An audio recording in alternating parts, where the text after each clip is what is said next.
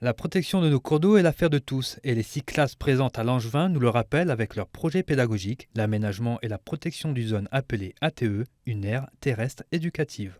Maintenant, presque plus personne ne fait attention à la rivière.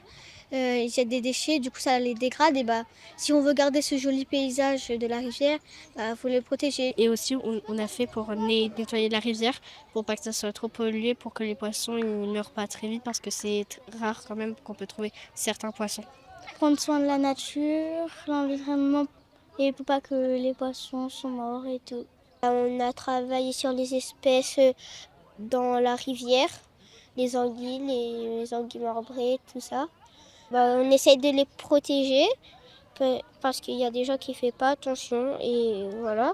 Chaque groupe explique aux autres les problématiques liées aux cours d'eau qu'ils ont en charge. Une manière pour certains de découvrir ou faire découvrir une zone de leur quartier.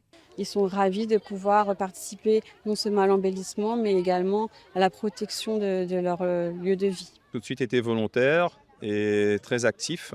C'est vrai que c'est un projet très motivant. On peut agir concrètement sur la protection de la biodiversité, d'une rivière qu'ils voient tous les jours, qui est une rivière de chez eux. Il y en a même qui viennent se baigner dedans des fois. Il faut d'abord commencer par la sensibilité. On ne commence pas directement de but en blanc par le côté scientifique, les problématiques. Observer, découvrir, commencer tout simplement à aimer leur rivière, leur quartier. Et une fois que cette sensibilité est mise en place, on peut travailler de façon plus théorique, plus scientifique, parce qu'ils ont le cœur à ça, si vous voulez. Le projet sensibilise les élèves à la préservation de leur environnement proche. Géré de façon participative, ils réfléchissent et prennent ensemble toutes les décisions sous forme d'un conseil. On a hérité en fait du concept des aires éducatives des Marquises. C'est une classe en fait qui a eu l'idée de gérer une petite zone en fait de lagon. Et donc à l'OSB, on essaie de conserver cette méthodologie.